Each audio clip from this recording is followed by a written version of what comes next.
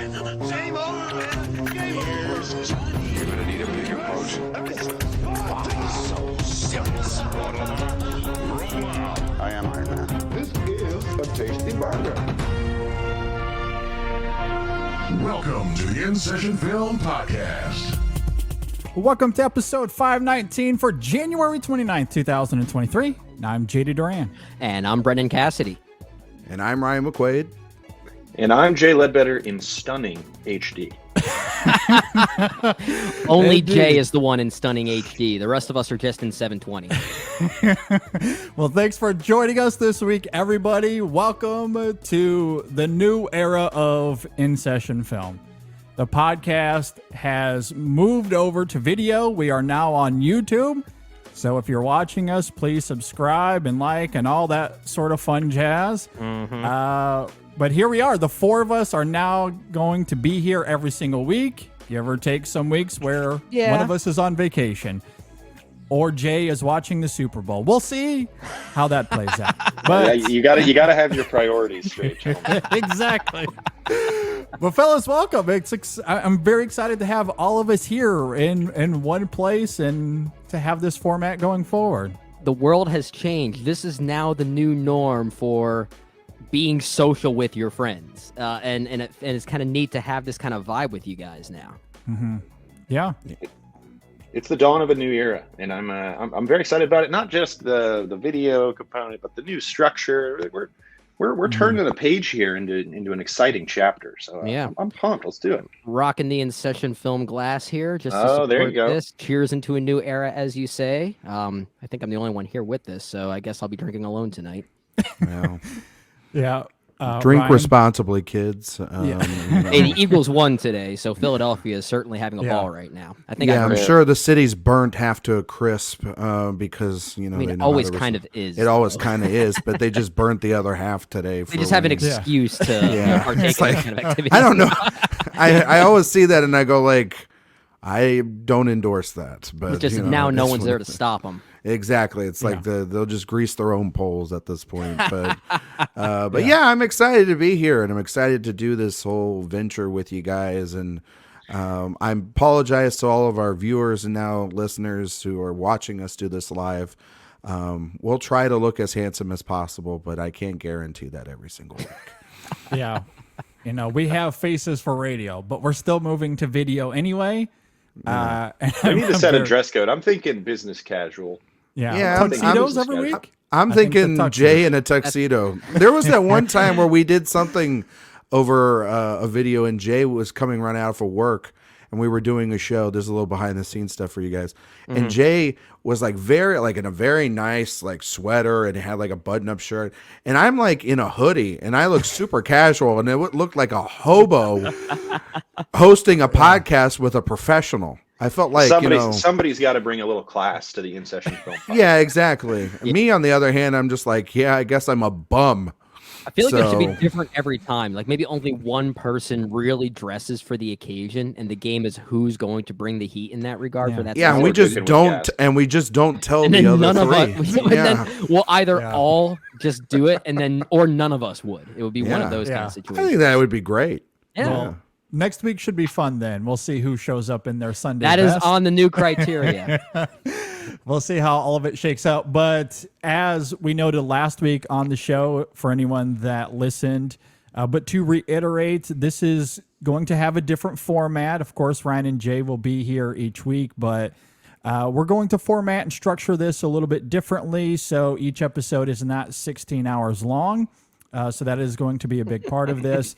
We will not be doing reviews here. We will have separate videos, separate podcasts for the reviews that will live on their own, which will make things much easier in terms of search. Yeah. They won't be bogged down by other content. And so those will live on their own. We'll get more into that as far as what this week will look like at the end of this show.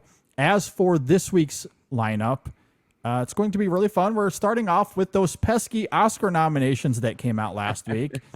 I'm sure we're going to have a lot of thoughts on that.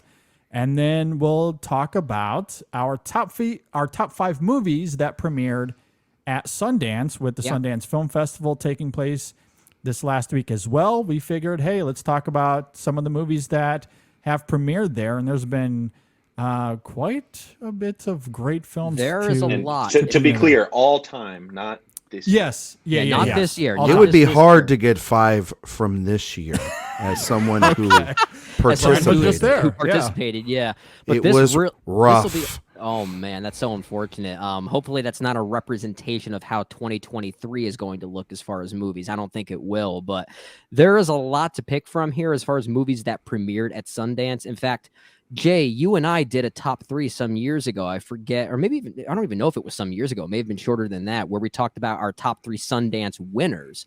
Yep. So we're branching off a little bit by just talking about movies that premiered at Sundance, and that can encompass anything. There are movies that premiered, they're even out of competition or in competition, sometimes documentaries in their own category.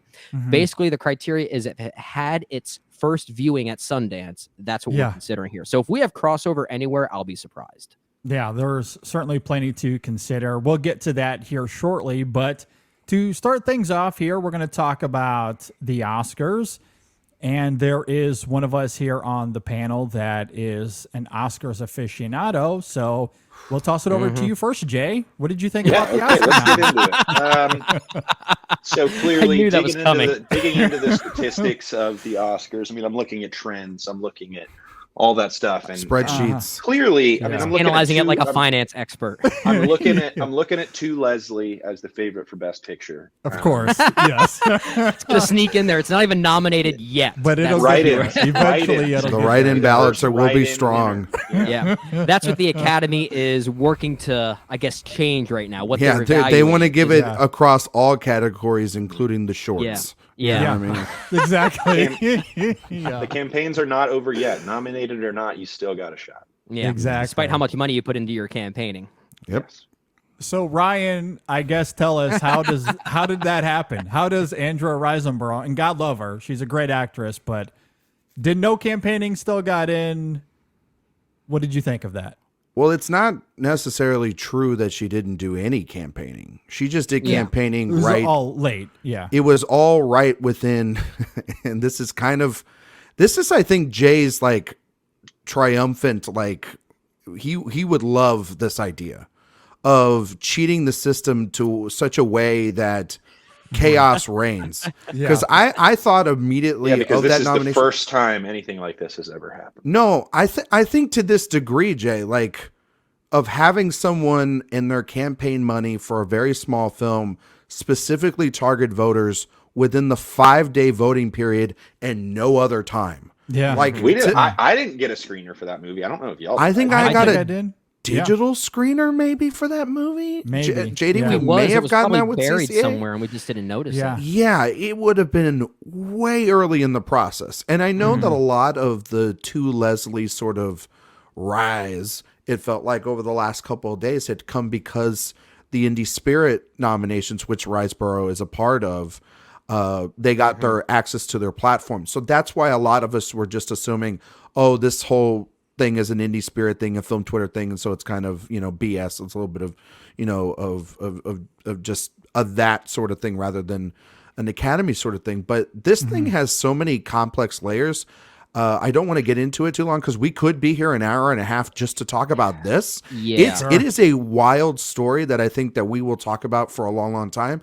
I think that it's kind of funny and a little bit hypocritical of the Academy to do an investigation into this because I think that Andrea Riseborough has done particularly nothing wrong herself, and I feel bad for her. I was gonna say, like, Yeah. is this Yeah. really her fault in this? Because a lot It's of not. the behind the scenes conversations that led to this nomination were really more people tied to the film behind the camera, not Yeah. necessarily Andrea Riseborough. So the fact that people are talking about possibly rescinding that nomination, I don't think is fair to her, honestly. And No, what I Has does she that said serve? anything? Has she said anything? No, I think that, well, she has said, like most people do when they get an Oscar nominations on the morning of, they release a statement, and she was very surprised that, because this was a Hail Mary if there ever was one for a movie that made $27,000. I'm sorry, check the notes from the box office receipts. Now $29,000 at the box office this week.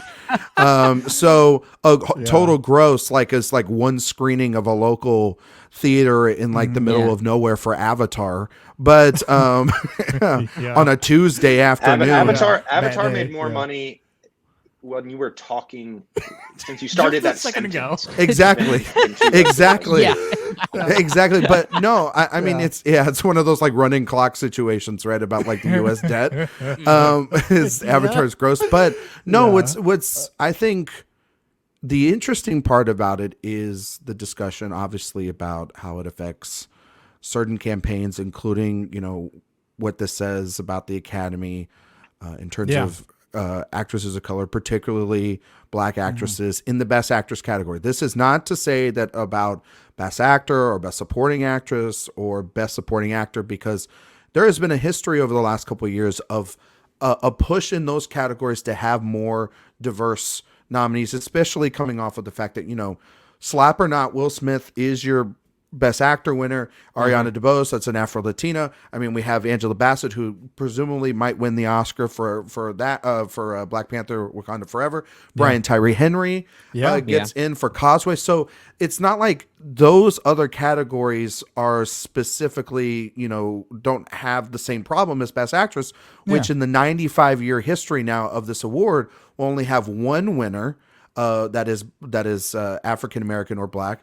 And over the last couple of years, we've seen the trend of them either not getting nominated or barely getting in. Now, I given the fact that the Academy looked at something like The Woman King and I Want to Dance with Somebody, some films that we thought would be in the race. Yeah. And those did not even garner other single nominations. Yeah. And then you look at To Leslie, that got no other love outside of Indie Spirits. You're talking about Viola Davis, who got Critics' Choice, SAG, Golden Globe, and the BAFTA nominations, which was a big hurdle for her because the BAFTA is notorious for like not even giving a nomination to like Denzel Washington, let alone Viola Davis. So when you look at that, that's kind of a problem too, is the support that you mentioned, Brendan, of a lot of predominantly white, wealthy actors putting their support behind this specific role, a role that is a very good performance. I've seen To Leslie. I saw it at Sundance. South by Southwest. It doesn't exist. I did. I saw it at South by Southwest in 2021. And Jay, you're right. It does absolutely not exist because nobody saw the damn film. But the thing about it is that it's interesting that the groundswell didn't necessarily also come from the studio and the PR firms that have been attached to it, but it also comes from a lot of really nasty campaigning from actors within themselves to specifically call out other actresses as locks is a rule violation. So there will be some ramifications for probably members of the Academy or non-members of the Academy, maybe, by SAG-AFTRA, but I don't think that she'll get her nomination rescinded. I think that it's a great nomination for the chaos of it all. It's also just a good nomination because it's a good performance. But in an indie film, in a very indie film, exactly. Film. But also too, I think that would I have rather seen Viola Davis get nominated? Obviously, because I thought she was great in The Woman King. Or I know a lot of people look at Danielle Detweiler and her performance in Till, and that's the thing is like Danielle Detweiler. We talk about the relevancy of the Oscars and whatnot and what they could do for somebody's career. Andrew Riseborough has been making tons of films, and she's going to continue to make a lot of films. Yeah. You worry about a Danielle Detweiler because of the fact that she led her first film of her career, and it wasn't a box office success, and it definitely wasn't an award success for her either. Fault, and it wasn't her fault. That's a lot of that Studio United Artists putting a lot of their chips behind Sarah Polley's film Women Talking, which that film struggled as well. So there's a lot of chips, but overall, I thought if you ask me about the Oscar nominations, you take out this crazy controversy that's taken up bad. The 90% of we said we weren't going to spend the whole time talking about it, and then we are. Well, but I don't think there's much to say about it. We could talk about some positive things. These the best picture nominees are great. Yeah, there are 10 nominees outside of here. one. Well, I mean, there are 10 nominees here, and honestly, only 2 of them I don't love, and even those 2 I don't hate. Now, I'm maybe more agnostic towards them, and that's Elvis and Triangle of Sadness. But Elvis I actually still kind of like. But the other 8, are at least a 4 out of 5 for me on Letterboxd. We That talked is about all 8 of those extensively on the award show in that one is way or another. incredible. Yeah, Yeah. it's a great lineup. And it's a great crossover of big hits mixed with that audiences have seen, mixed with art house films that the Academy would consider some of the best. Yeah. This is a very good year of blending, populist films with film bro or film Twitter sort of films, right? Like for every art house fair, for every tar there's a Elvis. For every there's for every Banshees there's Avatar. That for should every be the headline or the slogan for this year's Academy Awards. For every tar, there's an Avatar. Avatar. Yeah, I mean there's a Okay, great get that balance patented here. right now. Avatar. I mean, I don't know if anybody's done the math on, the combined box office of the Best Picture nominees, but this has to be up there. It's I would got- say. It's One of one the of the biggest, highest yeah. grossing in recent Yeah. memory because of the fact that you have Avatar and Top Gun Maverick inside. Yeah. And Everything Everywhere. Elvis was a big success. Elvis was Yeah. a big hit. Yeah. And so, and I expect, Fableman's made $3.5 billion, I believe. All money that came from Jay. but I expect some of those movies to actually go up, Jay, like the Fablemans and Banshees and Everything Everywhere All at Once and Women Talking. They're getting released into theater. So I expect some of those numbers to go up. Obviously, Yeah. you won't get any money out of All Quiet on the Western That Front. is interesting, though. That's the only streamer. Yeah. The only streamer. After a year where the streamer was the Best Picture winner and the runner-up, like Power of the Dog was potentially the from a streamer Yeah. as well too. So it was a little bit of a down year from the streamers. I think Apple, they delayed their big one, which was Killers of the Flower Moon, and they have Napoleon coming out, and Yeah. Well, it's Amazon supposed to be Emancipation, and then certain people would tell you that, and they That wouldn't be seemed very like a good at slap their in the job. face for Apple on that one. Yeah, so. I mean, speaking of All Quiet, though, it is so fascinating to me that it gets 73 Oscar nominations, but the one it misses is Best Director. How does that make any I know, sense? it's Make that insane. make sense. Well, I mean, I think that the Academy. Ruben Ostlund and Best Director. I mean, the That- thing. that's- It makes- yeah, I there's don't know. That's always the thing one about it. in Best Director that I feel like is going to surprise us, for better or for worse. Like even like when someone like Bennett Miller got nominated for Foxcatcher, I think it was. Not to say that that nomination wasn't deserved, but I don't think many people expected something like that. There's Yeah. always something like that in Best Director specifically, almost every year, and I guess Ruben Ostlund is taking that honor this year. And look, if you want to throw in a director from a foreign film or an international film, Edward Berger is right there. Edward Berger Like, is right there. I think the thing about it, JD, is that Edward Berger. It's why Jay had him, I think, as his newcomer of the year or something. Yeah, For most he doesn't people, have the friends in high places. he doesn't. Yeah. It's also But the neither fact did that Drive My Car, right? That was no. Well, Hamaguchi's had. He's not like a first-time director. He's had some Yeah, films come he's- out, And he had you two know, films that year too. Yeah, so there- and that one and was. he, If you have, let's say you have one kind of huge art house a year, like Drive My Car was last year. This year it's Tar. Yeah. Well, and also too the fact that like that movie won the trifecta from the critics from LA and New York and everything too, so that elevates it even to a certain degree. Plus, it also premiered at Cannes, and so people had seen it and kind of been able to digest it for a while. I mean, Yeah, Ruben makes Ostlund winning 2 Palme d'Ors, which is more than anybody like great directors that have ever gone there before, and it falls 2 in in a line row. with, Technically, that's insane. yeah, I mean, too. it falls in line with like the Cuaróns or the Paolo Pawlikowskis or the Bong Joon-ho's, these directors that or even the Thomas Vinterbergs, these veteran directors that the now pretty like European or international branch of the Directors Guild there inside the Academy have wanted to embrace. So when in doubt, even though I think Everett Berger's direction is fantastic in the film, and I would have agree. nominated him 10 times over Ruben Ostlund in that movie. I would have also nominated Park Chan-wook, to be fair, if we were Yes. going to have an That was international also director right sitting there. right Oh there. man, the Academy made the decision to leave that movie off of everything. Hey, there were some things that hurt, and it wasn't just Andrea Riseborough. Okay, If there was there's- it was decision to leave and Nope and things like that missing. in Yeah, yeah. If categories. there's one category, and Brendan has raised this in our group chat, one category that just I'm like, excuse me, cinematography is weird. It's Cinematography is very weird. It It kind of is. goes back into this conversation we sometimes have about the Academy nominating things in a confused way, where they confuse things like best cinematography with most cinematography, or in this case, what movie is giving them this reaction? Like, ooh, pretty, I like it. And that was at least one I can think of as Empire of Light. And I love Roger Deakins. I think he has done great work over his entire career, but I think the cinematography in that film is one of its worst attributes. I just don't think it kind of matches. tepid. I mean, outside yeah, of some of and the more, It's got to just be a Deakins. Deakins made a movie this year. Oh, It's a yeah. club Yeah. nomination. Yeah, it's Duh. kind of like when Diane Warren always gets nominated for Best Original Song Or for a movie that I didn't even know Williams, too. existed. John Williams has got nominated for some bad scores. He has, yeah. I mean, I think The Fablemans is actually a good score. I'll push back on anyone that says it for this one, but yeah, for sure. but yeah, Deakins getting nominated feels kind of like a club nomination. It Very does. much so, I mean, yeah. it is. That's the thing about some of these branches is it's not. Yeah. I think people get confused when they say, "Oh, the Academy at large voted for these nominees." Only Best Picture at this point is voted by the at-large body. Right. Everything else is voted by their specific.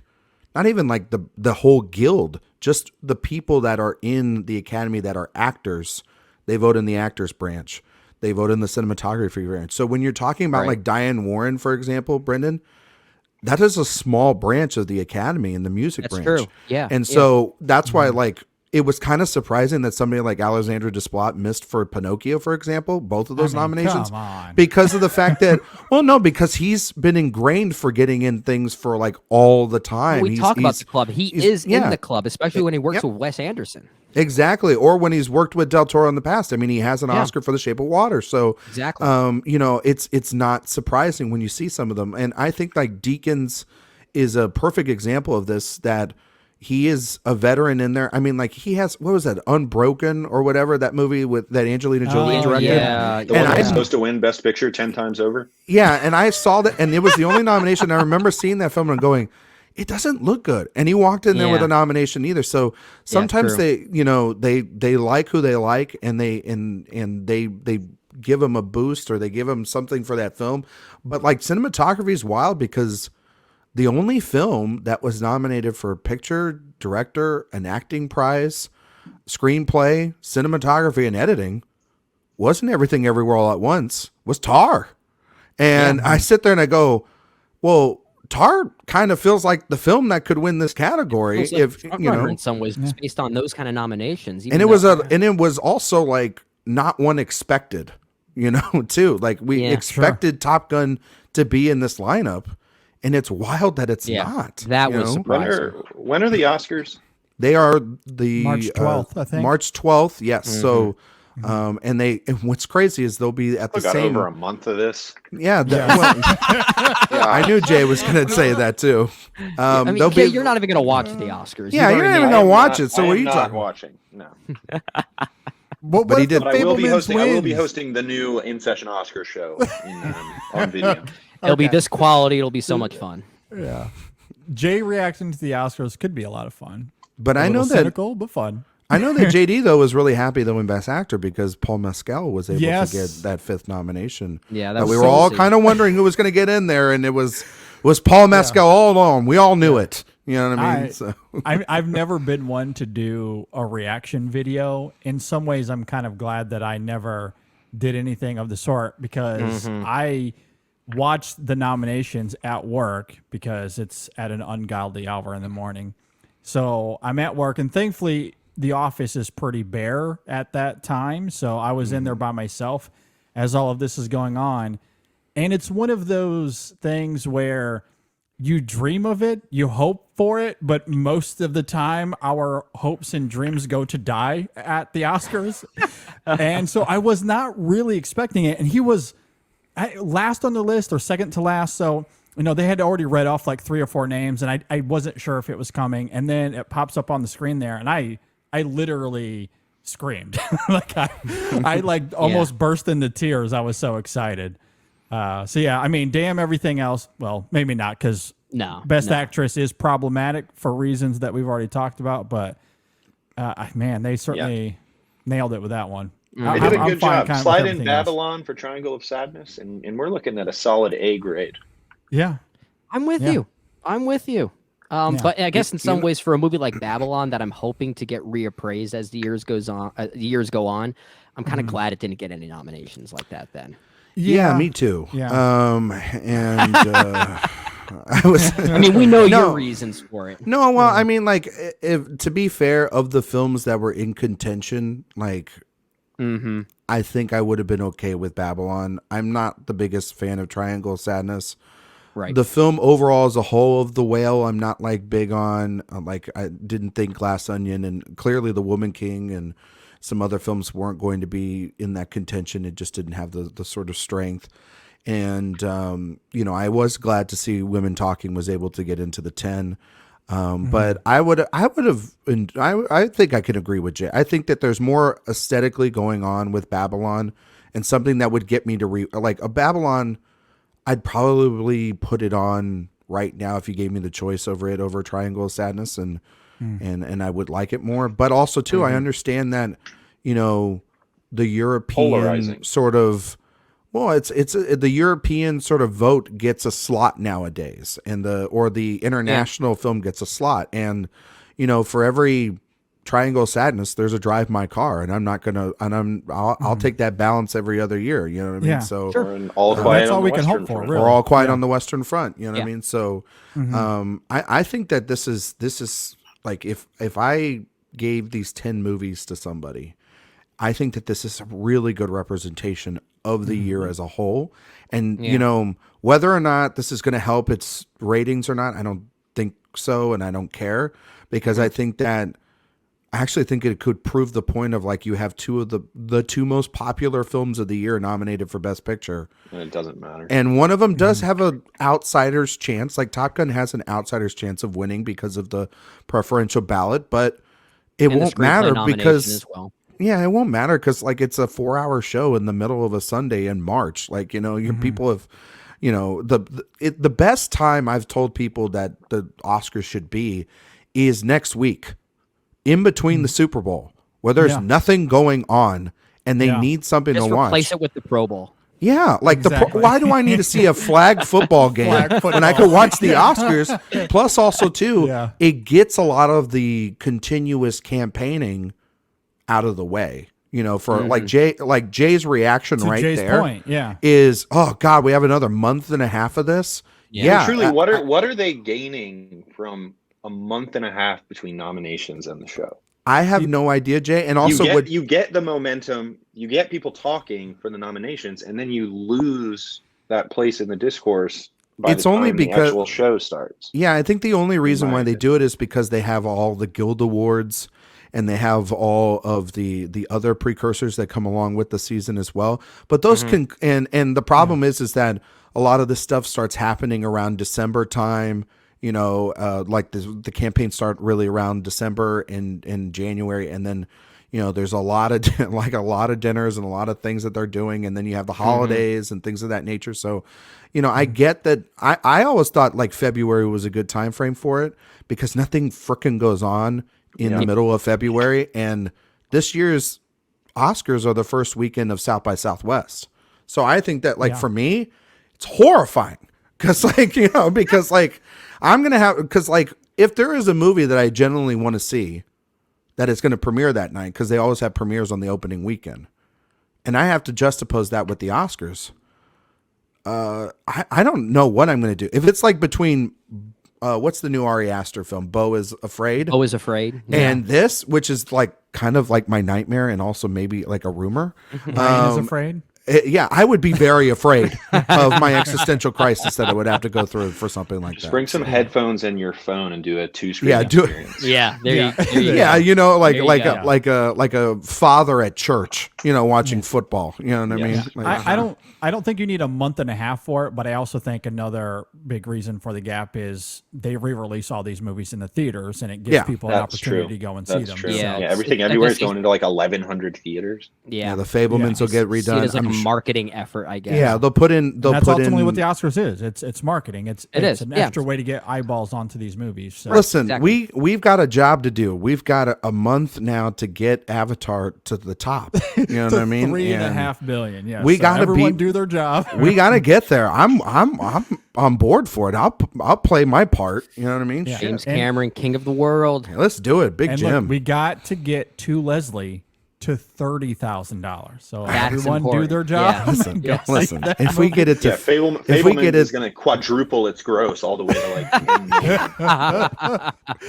Great job, everybody. That's what we Yeah. love. Well, we'll talk more about the Oscars as it. We have a month and a half to go still. yeah, settle down, more. Jay. All your scoring tonight. Brendan, are you a coffee drinker? You like coffee? know it. I feel like in this profession, we need to be coffee drinkers. It's kind of a requirement.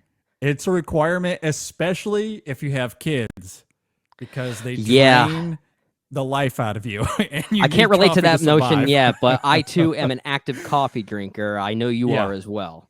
Absolutely. And that's why we need to talk about Coffee Cult, because Coffee Cult sources only specialty grade Arabica coffee beans from over 50 countries around the world. Yeah. They inspect each bean and only select the highest grade. So the quality is unmatched. They are making the Ferraris of coffee. It's ethically sourced, and it also Yes. tastes really good. And for those of us, we love our coffee. It's all about that taste. It needs to taste a certain way, and Exactly. this one does. And what's also great is they roast to order. So they Yes. don't just roast a bunch of coffee and it's sitting in some warehouse and they just send you what happens to be sitting there. No. Yes. They wait for your order to come in. It is roasted and then shipped to you within a few days. Yes. So when it arrives at your house, it is incredibly fresh. Yes. It is the freshest coffee you can It's have. so fresh, and it's convenient to you as the consumer of coffee. Yes. But what's great about this platform is that it only sources coffee from farms that actually pay its workers, Yes. and especially women, and it pays them all fairly and equally. So it goes back into how ethically Yes, that's a big part of that it. this product is. Absolutely. Ethically sourced, only selecting the highest grade possible. So Yes. again, we're talking about the Ferraris of coffee. We're not, Everyone we're not wants a talking about low Ferrari. grade coffee. Everyone wants a Ferrari. Exactly. So this coffee, it tastes great. They have single origin coffees available, various blends for you to try, and you can get 15% off with our code. So if you go to coffeecult.com, select your great Ferrari coffee. Yes. At checkout, use the code ISF. That is code ISF. Get 15% off. This is the best coffee you will ever try. Yeah. It is fantastic. The Sumatra is one of my favorites. The Brazil, also very, very, very Oh good. man, I'm thirsty now, man. You can't do this this late for me. I know. If it wasn't so late, I'd be drinking as we're doing this. But at some point, I got to sleep tonight. Yeah. But it's really great. Go check them out again. That's coffeecult.com. At checkout, use the code ISF and get 15% off. Let's transition to Sundance, though. Let's get to the top 5 this week. So as we noted in the intro, we're doing our top 5 Sundance movies that premiered at Sundance. We laid out the criteria. I don't know if you guys have any further criteria. Maybe we can talk about that as well. But let's go ahead and jump into our list. And again, for any new listeners or now viewers, since we're doing this on YouTube, we'll do this roundtable style. So let's start with our number 5. Well, we'll start with you, Jay. Any further criteria additionally to what we laid out earlier? What do you have at your number 5? No criteria, really. As Brendan said earlier, we did a similar exercise a year or two ago when we talked about the top 5 award winners at Sundance. So this is going kind of above and beyond that. Yeah. I only have one crossover from that list, I believe. So I should be mostly in the clear. Okay. So I just kind of went with my true list, and my number 5 is pretty topical right now, given the Oscars. It is Martin McDonagh's film In Bruges from 2008. Nice. Yeah. A movie that, I mean, I remember seeing this movie for the first time in high school.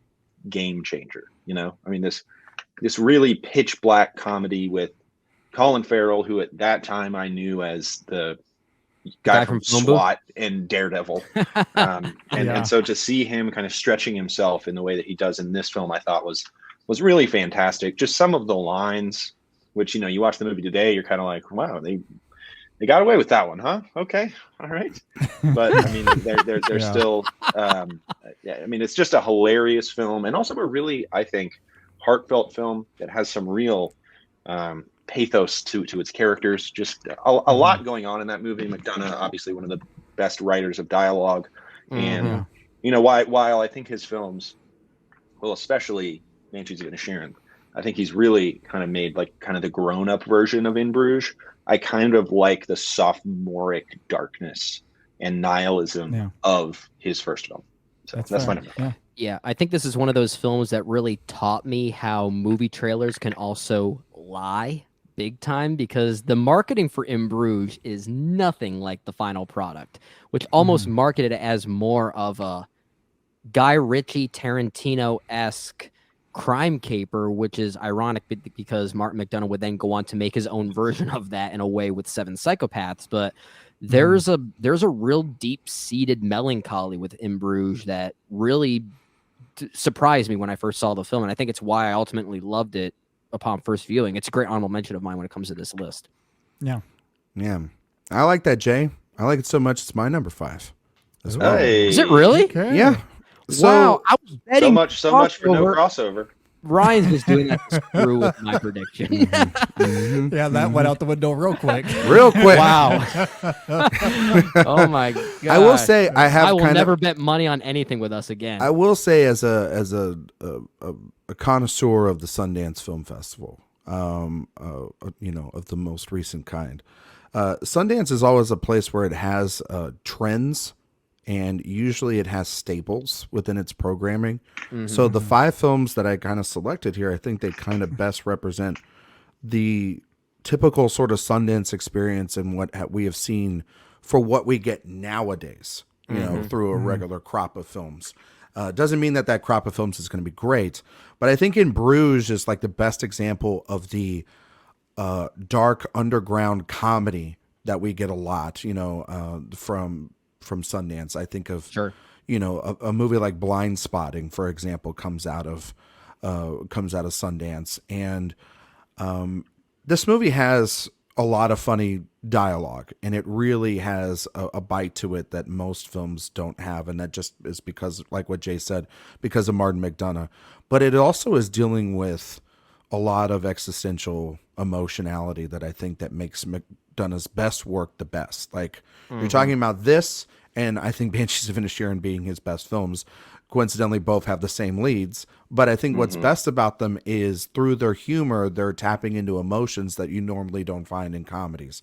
This regret of this murder through these hitmen, the scene between both Brendan Gleeson and Ray Fiennes as they're having a sip of beer, talking about the capacity to change and Colin Farrell's soul. And it is almost as if you're having a religious conversation about his soul, the temptation of the good and hope in someone versus the evil and the no, there's no way in hell he can turn back around from that, and the idea of second chances as well. Also, too, Ray Fiennes is like hilarious in this movie. He is one of the funniest supporting performances I've ever seen. The extra nasaliness in his voice for this movie as well. It's so great. I mean, there's the scene where Colin Farrell is on the steps at the top of the stairs at the bed and breakfast I guess they're staying at, and the pregnant woman is in between both him and Ray Fiennes. Absolutely hysterical interactions. Oh, on your left or on my left? Am I going to go out the door? And the different sort of ways that they're explaining how they're going to equally try to best one another. It's really good, and so yeah, I agree with Jay. Number 5. Good movie. It's a great movie, and I think your reasoning there, Ryan, about how it almost represents, like, not necessarily the purpose of Sundance, but what we sometimes see from a festival like this, where we tend to see like directors bloom in a way that calls for our attention, and we want to try and follow that more often. And I think that's a really interesting thing. There are a few films in my list that sort of qualify for that same reason. And I'm going to get to one of them right now for my number 5. And it's actually a documentary. And it's a filmmaker that has been making documentaries before, but I feel like we really started to take notice of Brett Morgan when he released Kurt Cobain's Montage of Heck in 2015. Yeah, that's good. So I'm going to go with that for my number 5 pick here. I don't know if this is a true list in like a very specific sense. I'm trying to kind of look at this in the representation of what it meant for a festival circuit and how we, notice these filmmakers in these films and the trajectory that it led on to. But I'll also acknowledge that Montage of Heck is a very personal film for me, just given the artistic world I love and live in outside of the InSession Film Podcast. I play in a band that's very much deeply rooted in 90s grunge music. And what Brett Morgan is doing as a filmmaker and even editor when it comes to his music-based films. We saw this with Moon Age Daydream just earlier, or last year specifically.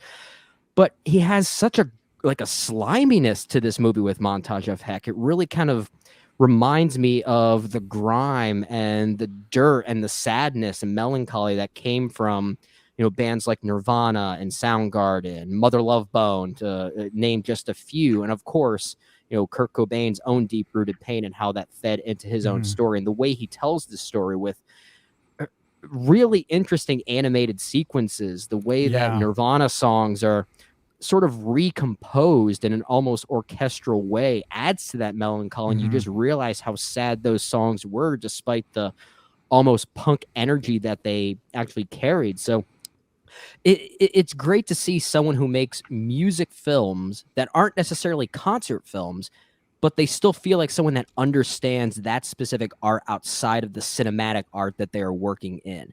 And I think Montage of Heck is a great example of that. And I would love to see Brett Morgan continue his work in music documentary landscapes. I think this is a great example of that as well. So Montage of Heck is my number 5. Yeah, that's a really great pick, Brennan. One of my favorite docs of that year. And it's also interesting because the story of Kurt Cobain is obviously very much ingrained heavily into the culture. Yeah. And in a lot of ways we know his story, but I love that the documentary is able to get to new depths, and it does it in such a unique and invigorating way that even respectful way. It could have been very gratuitous. And I it never agree. Crosses that line. I agree. And so even though we're familiar with him and his story, it still feels like a very new experience. So yeah, really great doc. Very good honorable mention for me. My number 5, I'm going to Rian Johnson's Brick, which debuted in 2005, I believe, at the Sundance Film Festival that year. It ended up in my top 10 when we did that 2006 retrospective. I think at number 6 on my list. I think it's even higher for you, Brennan, if I had it as my favorite film of the year. Yeah. I really love this as well. It's 1940s noir tethering itself to modern high school tropes and comedy, and it's really great. Should not work. It should not work. It's so idiosyncratic. The character archetypes that Rian Johnson toys with is so fascinating. There's this interesting emotional through line to the film that's really gripping as well. Joseph Gordon-Levitt giving just an astounding performance. So yeah, this is still one of my favorite Rian Johnson movies. I know he's done a lot of great stuff lately, but if you were to ask me what my favorite of his is, it still might be Brick. This is my favorite of his as well. It's not even close for me, honestly. Yeah, at the very least, it's in my top 3, but maybe even my number 2 at worst. But yeah, the more I think about it, it still might be my favorite. I just love the tonal variances of this film. I don't know how he made it work, but he very much does. It's a magical movie. My number 5 here. And also a very sad movie. It's a weirdly sad movie, despite its gimmick, which could have come off as very silly. And in a way, it kind of does call attention to like the drama of high school in some ways. And I don't want to say it's a satirical movie, but it almost feels like it's getting close to that line. But it never abandons that melancholy. There is something very innocent about it. Yeah, it is grim in places, but it never really loses its levity.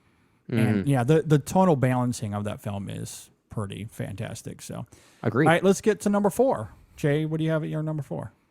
We're going to go from one kind of play on a high school coming of age movie to another. My number 4 is from 1989. It is Heathers. A movie that I really love. That's a another good movie. Another pitch black comedy in the same vein as my number 5, In Bruges. Obviously, this was kind of the movie, and in some ways, that put Winona Ryder really at the center of movie culture. And it's just such a clever movie. Obviously, it's kind of a send up of the John Hughes movies of the 80s. In many ways, I would say it represents the transition of that 80s optimism, or the 80s shininess of all of the movies, the cleanliness of those movies, to the more cynical 90s. And I mean, Christian Slater is, I don't love every Christian Slater performance, but I think him in this movie as the kind of charming sleazeball who is covering up the fact that he wants to murder anyone who thinks they are cool. I think he's really great in that role. And he also, you understand the appeal of his character while also being very afraid of what he is capable of. So I think this, this twisted love story, this young romance in between this almost horror movie, I think really works. That the director of this film, who's Michael Lehman, I think is who directed this film. He made nothing else of any value whatsoever, but he made Heathers. So for that, I'm forever grateful. It's my number 4. Good stuff. No, I love that film, Jay. That's a good pick. Honorable mention for me for sure. Going to my number 4, kind of the other trend that I've seen a lot, and I think it's a great trend, is of recent late, especially at Sundance, is and I think always within Sundance has been the representation of female filmmakers. And I think the best representation of that of recent memory for me is someone like Deborah Granick. And for my number 4, I'm going with Leave No Trace, a movie from 2018 that I think that has kind of birthed a new star in Thomas and Mackenzie. Gets a great performance from Ben Foster.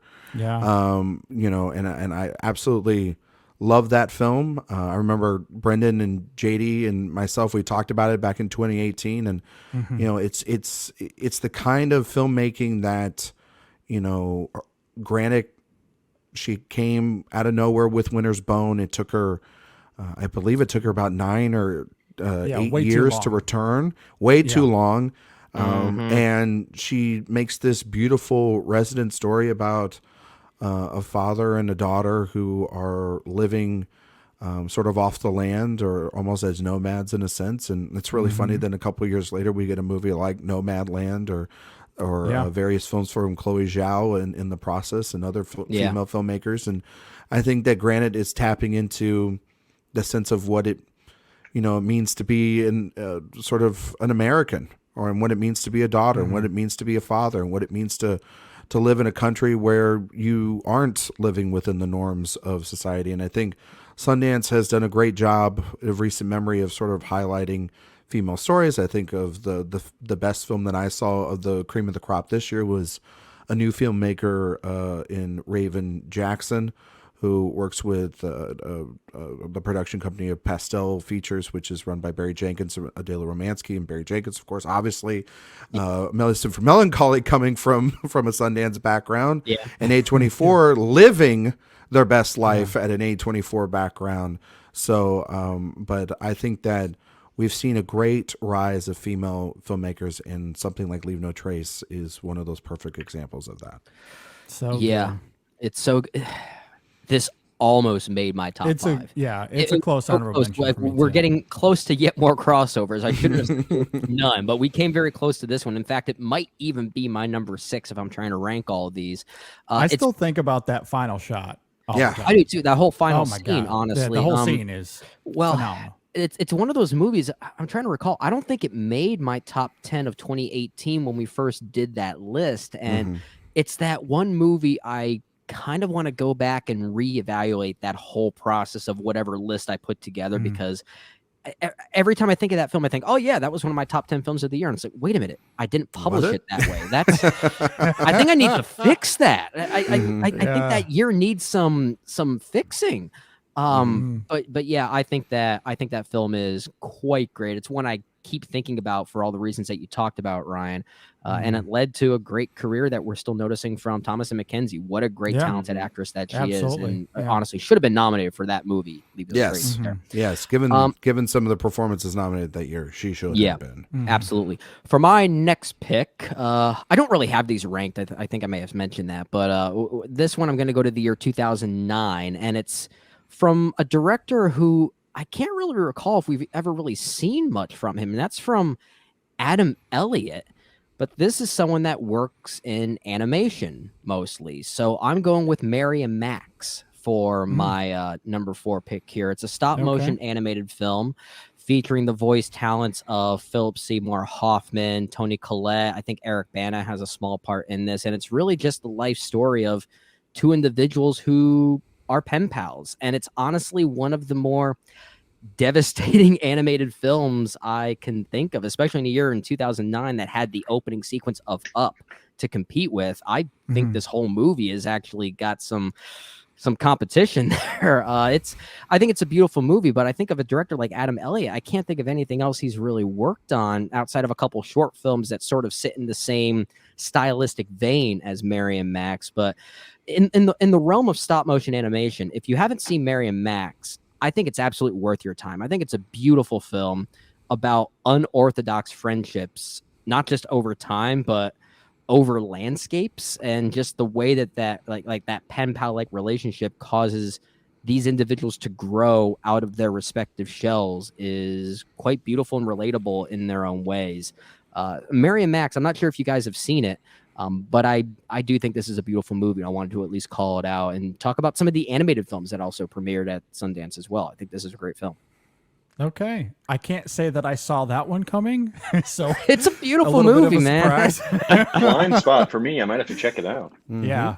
I can't recall. I feel like I'd have to go back and see the film. Maybe it is a blind spot for me. I'm not really too sure. I weirdly think I'm not going to say this for sure, but I weirdly think if I had to guess, you guys would like it. I think you would. Good stuff. All right, for my number 4, this film and Sundance are synonymous with one another. It is Steven Soderbergh, Sex, Lies, and Videotape. All right. A film that obviously put Soderbergh on the map in significant ways.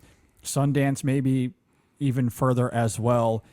And I mean, I don't know what to say about this film that hasn't already been said before. I just love the way Soderbergh approaches this material, examining some hard truths. I love the humanity underneath these characters, and just the depths that Soderbergh goes to with some absolutely blistering dialogue throughout the film. And I love the framing of it, how he emphasizes that dialogue and the characters, how they react to it as well. There's a sleight of hand to the sophistication of this film in that regard.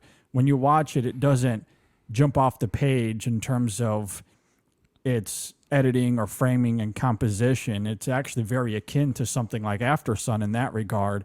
But that's what I love about Soderbergh. I think he's able to do a lot with a little, and it very much starts here with Sex, Lies, and Videotape, which is still one of his best movies and certainly one of the best to ever come out of Sundance. So, I mean, it's hard to leave it off a list like this, so it's my number 4 here. A great pick. It was on my list of the best winners when Brandon and I did that exercise. Yeah, it was. Honorable mention for me for sure. Ryan and I did our Steven Soderbergh movie series a while back. If you're new to us on video, go check out the old audio of that review on the podcast feed. But a great movie. You're right, JD. It's so complicated emotionally, I think. And I think to this day it remains that way. And is honestly touching topics that people would be too scared to touch today.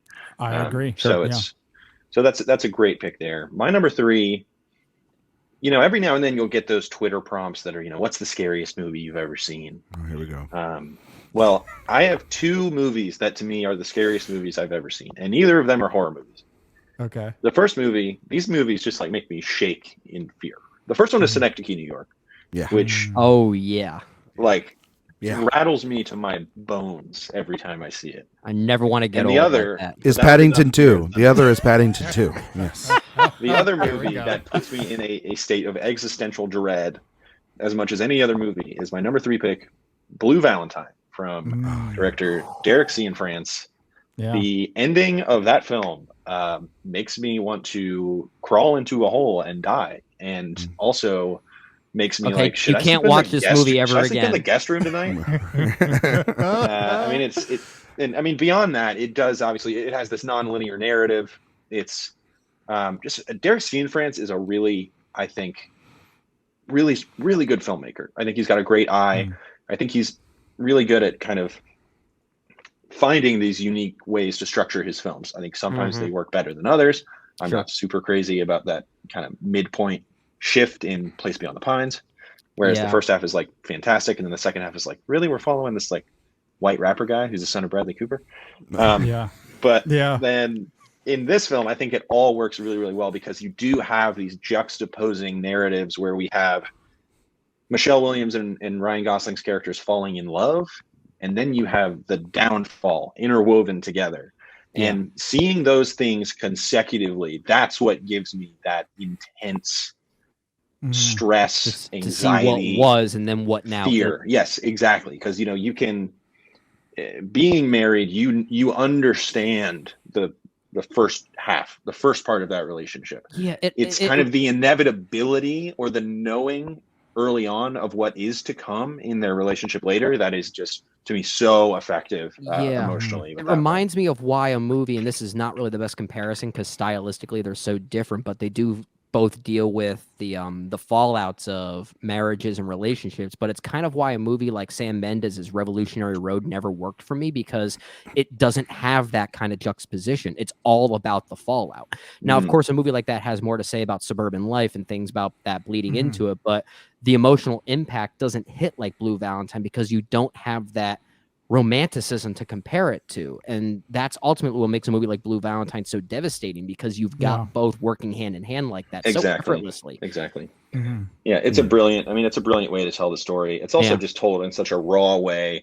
It has these sex scenes that are, it's fascinating to me that they were such a point of conversation. It was like, these are NC-17 sex scenes, when in reality they're not that graphic. The problem is they are so emotionally devastating, the way that these two people are dealing with each other in these moments of sexual relationships, that it's just like, people are like, well, clearly people should not be allowed to see this, right?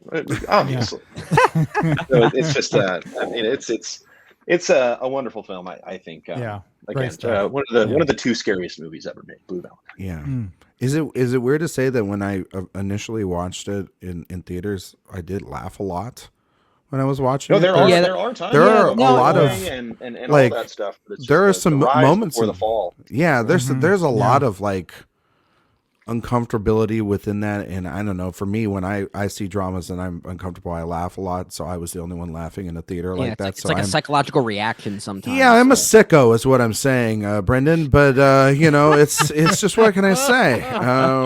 No, honestly, the I'm visual glad you of admitted. Gosling kind of with like this pudgy belly and the comb and the hair, over, it's hysterical. It's pretty funny in and of itself, especially knowing who he is. I mean, at the time also too, take one of the sexiest men then and probably even still now and put him in that kind of a getup. It's it's kind of wild. I mean, like you talk about Place Beyond the Pines, he's tattooed and shirtless that entire damn film. Yeah. Like, it's the polar opposite of that.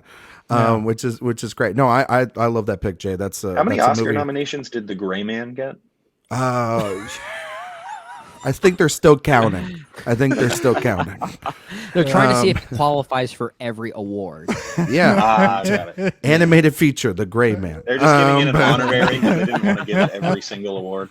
Well, based off of that script, it should win international feature because the dialogue makes no sense in English. It's out of They made up their own language for it. That exactly. calls for an Oscar. You're like, holy hell, I need subtitles. Anyway, for my number 3, this is a really big film, but I think it's also synonymous with a made up genre I've made, where John Carney makes a film, it premieres at Sundance.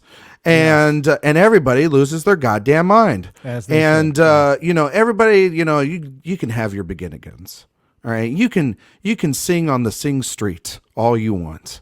And he's got a new film that was there at an in-person screening only this year. I forgot the name of it, and I Flora apologize. and Sun, is that what Yeah, it's I called? think so. I think that's correct. That's what it is. I've been hearing decent things about it. I've heard good things. I mean, like John Carney, pretty good at his job. But the way we all knew that he was good at his job was we all saw a film back in 2007 called Once. And I think that Once is still one of the great gems that I've ever found at the time. Like, that is a movie where it is very romantic and it's very lyrical. Not just in terms of the music that's on the screen, but in terms of the relationship between our two main characters. But I think, generally speaking, it's just one of those kind of lightning in a bottle, magical sort of films that we don't get to see a lot. It's made on this micro budget, and yeah, I said it's romantic, but also the romance is secondary to the passion of wanting to make it big and having the complicated feelings sort of secondary. It's not to really a romance. Yeah, it's about it. Yeah, that's what it is. It's sort of billed as that, and even the poster of the film kind of makes it looks like it's like this star-crossed lover sort of thing, but really it's more of a. I mean, it kind of raises this question about what romance actually means in this kind of context. I think that I mean, like, I think for me at least, it's romantic in the sense of it's regretful, and it's the fact that this is a connection that you're having with someone through, the artwork that you want to dabble into, and yet through this relationship you're enough for this person in the moment, but maybe not a long-term thing. Yeah. And I think the ending is a full of just the sweeping emotion mixed with some of the great, music. Obviously the When Your Mind's Made Up sequence is great, but then the Falling Slowly sequence in the music shop is wonderful. The Say It To Me Now sequence, the If You Want Me, walk in the middle of the night, and her singing it out loud as it's sort of, she's walking the path of her home. Oh my God, there's so many magical moments with it. There's no wonder that it turned into like a Broadway musical, and they got the Oscar for Best Original Song. But as much as I like Sing Street, and I'm not a big fan of Begin Again or whatever that one was called. It's okay. I still think that Carney hasn't captured that magic still yet of this movie. This is a movie where you just, I know that those movies are good, but it'll never live up to this. This is like an all-timer for me. Yeah, and I just love this movie. I love Sing Street. I only chose to leave Once off my list because I figured it was going to come up in conversation somewhere here. I actually thought JD was going to have it. In fact, he might still have it. He might. We're not here. Don't jump the gun. He's very quiet over there. Look at his eyes. Look at him. He's the captain now. But I do need to speak to at least two things about that film that I love so much, even as a musician, is the way it captures not just the heart of musical art, but just the accuracies of being able to pick up on certain things, like the fact that Falling Slowly is performed the way it does in a music store, and there is a real genuine sense of spontaneity about that. You've got two really talented individuals that know how to read off of each other, and all they have is a chord chart to create this beauty. And really good musicians, especially like Glenn Hansard and Marketa Erglova, you have a good ear and you know how to harmonize like that, even in the moment. And I think that moment captures the spontaneity quite right. And then that whole scene in the studio when they perform When Your Mind's Made Up, and the reaction from the guy at the mixing booth is something every musician wants to see happen. It is the most uplifting thing I think I've seen in most movies that I can think of in my lifetime. For that reason, I agree. This movie's amazing. Yeah. I'll continue on though and change things up a little bit, although there is a slight musical connection as to why I'm picking this as my number 3, but I'm going to a more contemporary pick here from the year 2019, The Last Black Man in San Francisco. So good. That's a great one. Now, I did have this as my favorite film of 2019. In hindsight, it's still in my top 3 because of movies like Uncut Gems and Little Women that might overtake it slightly as time has gone on. But The Last Black Man in San Francisco mostly stays with me, if anything, because of Emile Mosseri's score. That score is one of the It's so best things good. I've heard in the past so good. decade. Yeah. It really is. And on top of that, I think the movie is just this great story on the perspective of gentrification, not just the idea of it, but the overarching change that comes with urban living and how that affects everyone differently. It doesn't really pick sides. It doesn't have much of a political bone in its body, even though it kind of does inadvertently, but it doesn't really discuss it in that way, which I really did appreciate. It doesn't have an agenda, which it easily could have. It's really just this relatable story about how we always have this nostalgic attachment to what we defined as our home during our upbringings. And that's what makes Jimmy Fails' performance and his overall story, and the fact that he co-wrote this movie shows how personal it was to him. That's what makes it relatable for anyone, regardless of where you come from. And I love movies that have a specificity in whatever demographic or culture it's depicting, and yet those who don't fit within that demographic can still relate to the story.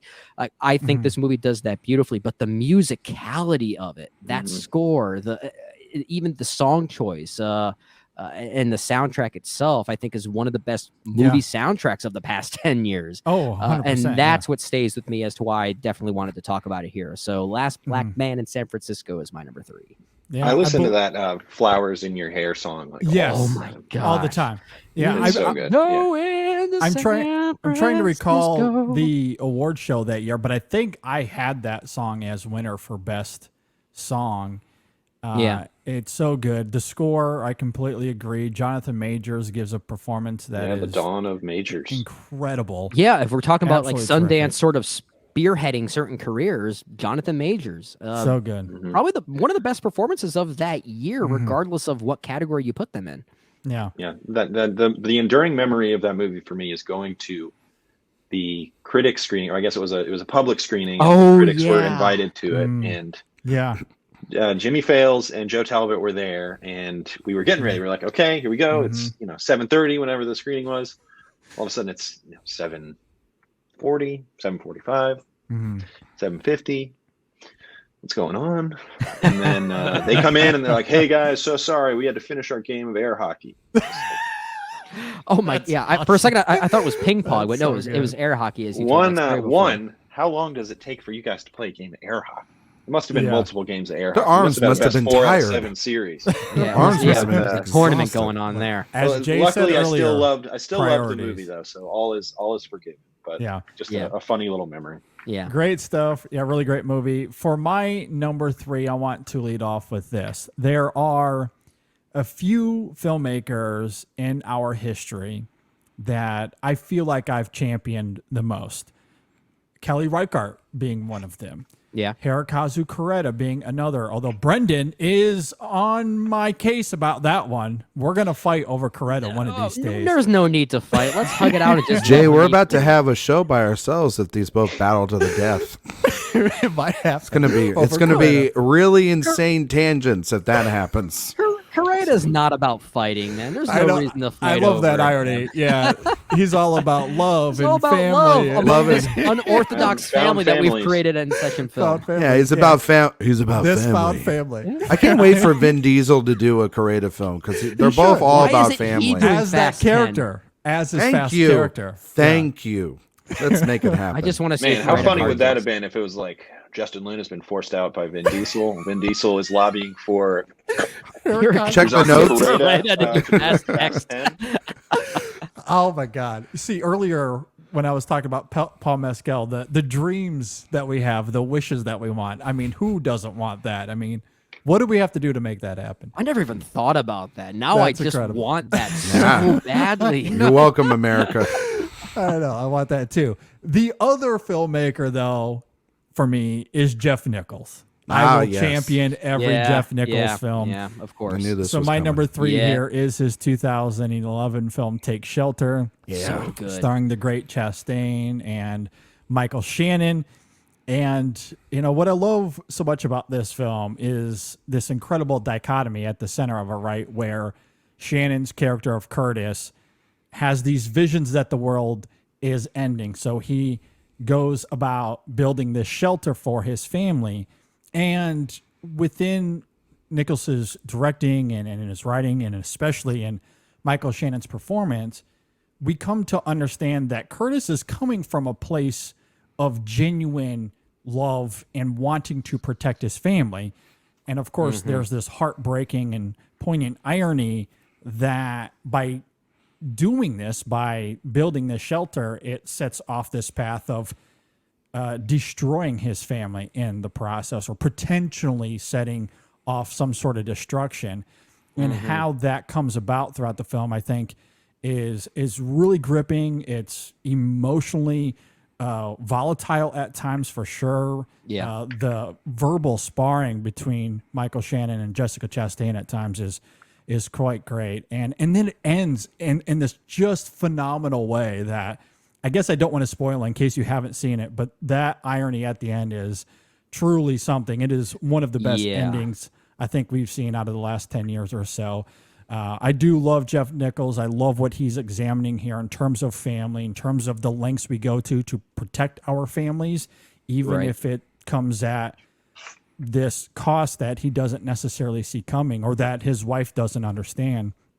And I just find it incredible. The characters are so grounded and treated with care and love. This isn't, Curtis is never comes off as some sort of loony caricature. Right. Everything he does is calculated and comes from a logical mindset. It's just, it comes at this, at a head with his wife who just simply doesn't understand.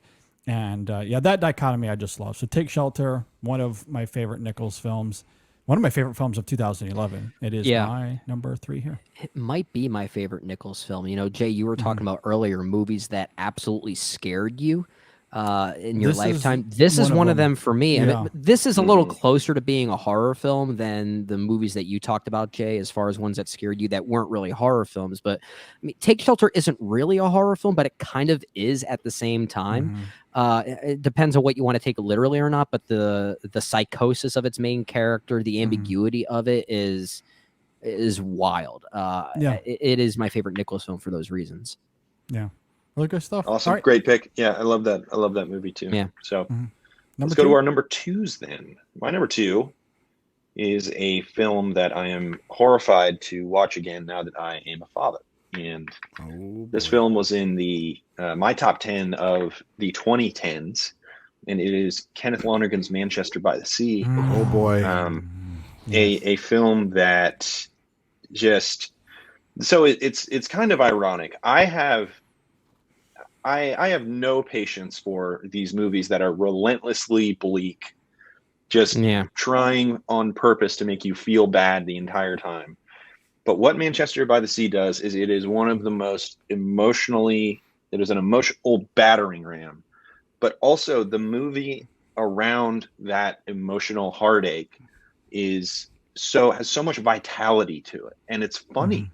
And you have these colorful characters and these moments of just things that feel like real life, and kind of the absurdity of the situation, the absurdity of, going through the death of a loved one, because there are so many hoops to jump through, and there's so many people who just have no, or not because they don't have any sense of empathy for you, but it's their job to, they make money by kind of distancing themselves from their clients who are going through heartache in one way or another, some sort of trauma, grief. And this film, Lonergan, who just has such a keen sense of kind of the complications of every scenario for human beings, especially the ones that on the surface are darker, and how there are so many more layers beyond that darkness. And that's what's so brilliant about this movie. Casey Affleck gives, in my opinion, an all-time great performance. I mean, I think he is breathtaking in this movie. I agree. It's just, it's, in my opinion, I would go so far as to call it a masterpiece. I think it is one of the most emotionally affecting movies of the 2010s. I remember walking out of that movie theater and the whole place just had their breath taken away, in exactly the way that Lonergan wanted to take their breath away. That was an audience that was completely wrapped up in the story from beginning to end. And I just adore that movie. It's a very special movie for me. If I watch it again, I might turn into dust. So, Well, we'll see when I watch. Will that be a one next. podcast of 3 then. So don't. I was don't gonna do that. say, since we're doing this on video, I think it only makes sense that Jay and I do a commentary. We watch this live on YouTube. Yeah. And then you There'll can be no physically words. watch us evaporate over the course of the Yeah, film. for the first time, you will see someone turn into a puddle before your very eyes. Instant sobbing and losing of breath, and all of a sudden someone gets snapped away like a Thanos snap.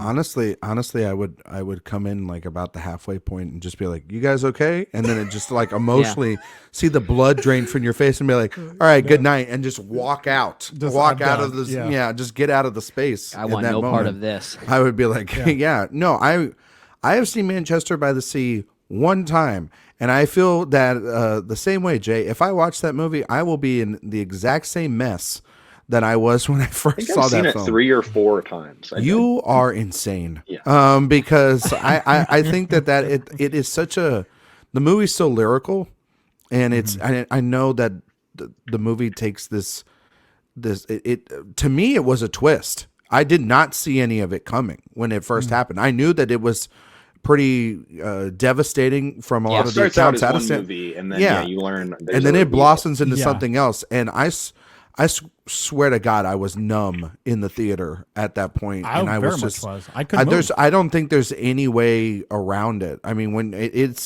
but it's also, it's not even just about those moments. It's then, Affleck's performance, which is one of the best performances of the last decade. And to see him at that table with Lucas Hedges and just tell him he can't. I mean, my God, that's just incredible Well, there's stuff. just all kinds of moments of complications, like when when Lucas Hedges goes into the freezer, and that's when it clicks to him all the grief that he's been feeling. Just this one thing just sets it off, and just all It's those moments. so It feels so realistic. honest. It feels so honest to me. It does. So well realized. And Kenny Lonergan is somebody that also had You Can't Count on Me, I believe, also premiered at Sundance too. So he's very much tapped into. Yeah, it did. As Margaret well. didn't though, right? I don't believe Margaret did. I think Margaret was Cannes, if I'm not mistaken. Yeah, I don't remember where that that was. that movie has had such a weird trajectory.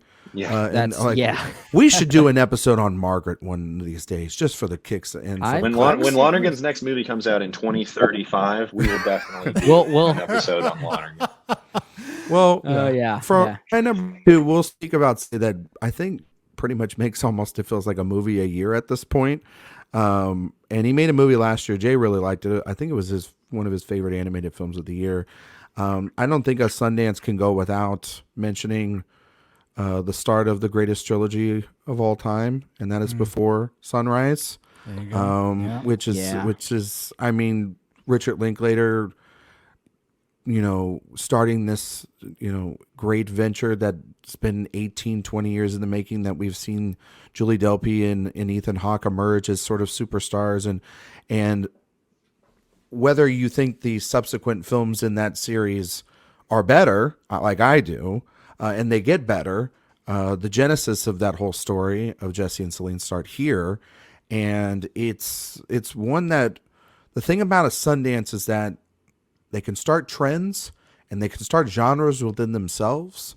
The 2-person genre, romantic sort of drama, is always something that is going on at a Sundance lineup. This year, it's a movie called Ryland, which was picked up by Focus Features, and it's and tons of people are giving it it's got Before Sunrise vibes, and it's like, oh, okay, the reason why it has that is because Before Sunrise exists.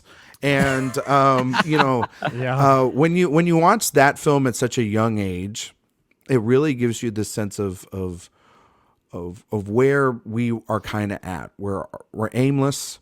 We're still figuring it out. We're Kind of snobby. We're kind of snobby, a little pretentious. You know what I mean? We're trying to figure, again, it all out, and we don't have a sense of direction. The other films find that maturity, but this movie still captures, even as I've re-seen it over the years, that sense of youthful wonder and hopefulness even within this one night romance.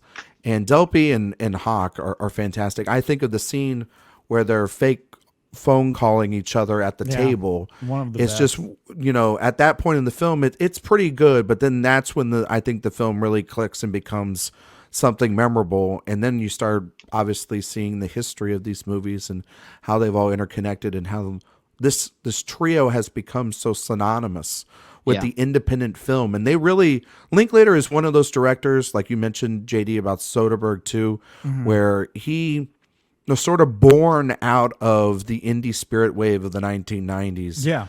And really has still kind of kept that sort of spirit going in the face of, when he's done Hollywood productions or when he's done a movie about a boy's childhood for 10 years of his life or whatever. He's always kept these roots going. And I think that, this is the thing, is that we're still kind of sitting around twiddling our thumbs, hoping and praying Jesse Celine return back into our lives. We're even though we always are hesitant of whether they should or they shouldn't, but we know that this team always behind them is capable of delivering compelling storytelling. But it started here, and it's still one of the great films and great first films of a trilogy of all time. Yeah. I'll just come out and say this. I guess I'm spoiling it a little bit. This technically is my number one. But for the sake of time and the trajectory of this conversation, I'll just bounce off that and make it my new official number two. There it is. So keeping some crossover going on here. But yeah, in reality, this is probably not my number one.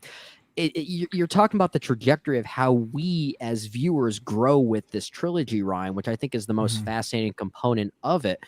This was my favorite movie in this trilogy in my 20s.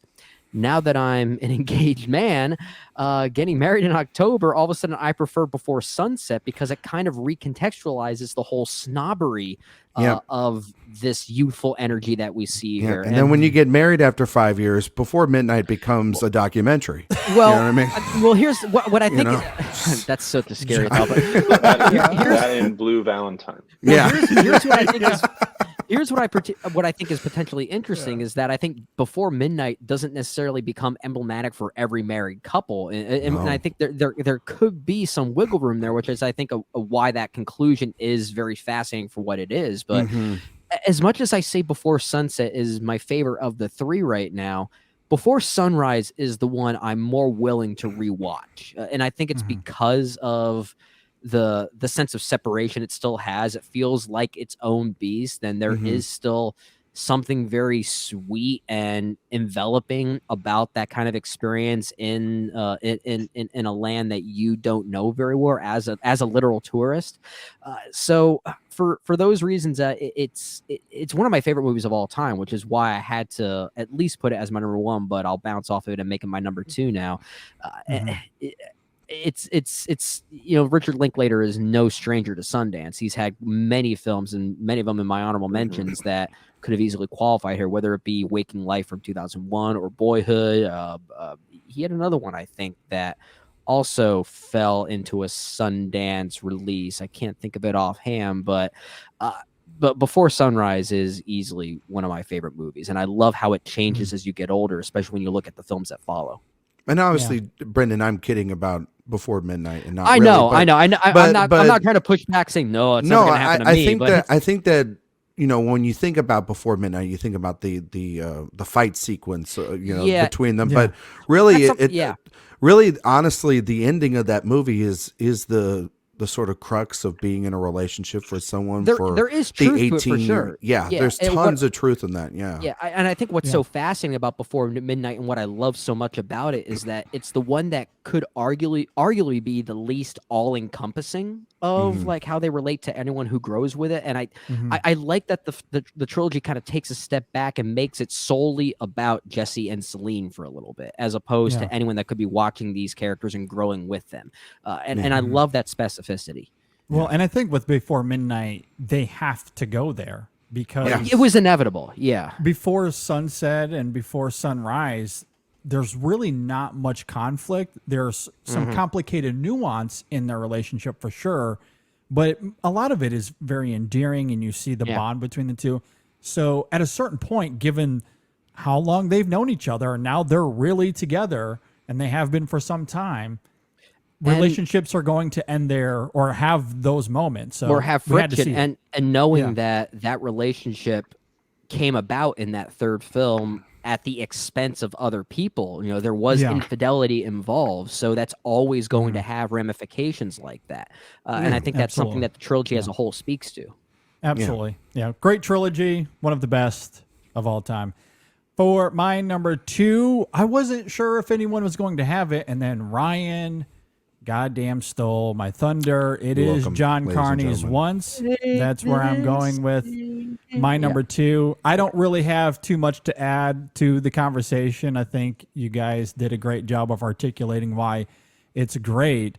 I'll just echo what you guys were saying earlier, and that there is this love affair of sorts that takes place, but regardless of how you want to determine its genuine romance versus how platonic it could be, I think what's fascinating, regardless of where that lands, so much of it, if not all of it, is rooted in this idea of love of art, in this case music, and the connections that are made through the process of cultivating that art. And it becomes this intimate thing that they cherish and bond over. And regardless of whether it's platonic or romantic, that's the thing driving it. And I love how John Carney dives into that with shot composition. I mean, the song Falling Slowly is great. What makes that sequence so invigorating and engrossing is how it's shot and how he creates this kind of intimate framing. The brief in a shot small- of the store owner just looking at them and kind Yeah. of giving a soft smile for I a love bit. it. Love it. It's all so very affecting, and I just love how John Carney continues that vigor throughout the film. And Glenn Hansard and Markéta Orglova, I mean, obviously they're not professional actors, and yet they give everything they have to this film, and it comes through palpably in their performances. Agreed. Absolutely terrific. So, and obviously one of the best soundtracks we've seen out of the last 20, 30 years. So For sure. love Once. And it comes out in a strong year. And there's obviously several cases you can make for what is the best film of that year. Once is still one of the best movies of that year. Subjectively, it still might be my favorite. There are 10 number one films from that year. Exactly. There might be this is one of them. 20. I mean, 2007 is a ridiculous year It of is cinema, an insane. embarrassment of riches. Yeah, But that is to say, if anyone out there has this as their number one above some all-time classics, look, you're not going to get any pushback from me. I think it is as good I as agree. anything I saw from that year. So, yeah, my number 2 for sure. All right, our number 1 picks. Jay, kick us off. My number 1 is the film that Roger Ebert declared to be the greatest movie of the 1990s. He called it one of the greatest examinations of American life ever made. If you ask me on today, I would probably say it's my favorite documentary of all time. It was number 1 on my award winners list when Brendan and I did that. It is my number 1 overall from Sundance. It is Steve James's Hoop Dreams. Yep. A movie that not only works as an examination of American life, it works as an incredibly engrossing story of individual people, as well as being a really good sports movie. So it's got, everything you need. Originally intended to be, I believe, a 30-minute PBS special. It turned into this 3+ hour epic documentary examining two people kind of who have the same goals, but are in, despite being only a few miles apart, in completely different circumstances, and how those circumstances shaped their journey for success in the world of basketball. And it goes in a million different directions. Steve James is a director of incredible empathy and understanding for what the plights of the characters that he portrays in his movies. Yeah. And this is just a film that it's kind of about everything, and that is kind of a cheap, broad thing to say, but when you kind of look back on the movie and you say, well, what was it about? Well, it's about, kind of everything. It's about being alive. It's about your relationship with your family. It's about professional success. It's about coming of age. It's about, you know, 1,000 other things, and it does them all really well, and just is such an engrossing experience, and it is just so thought provoking, as well as being a very, very emotionally potent film. So my number one, Hoop Dreams. Best sports movie? Maybe, I don't know. I know this about What's that Rob Schneider baseball movie? Oh my god, The Benchwarmers? Was that what it was called? Benchwarmers? Yeah, I think there that's you my go. number one. How the heck do I know that? That was a deep cut. I know this, Jay.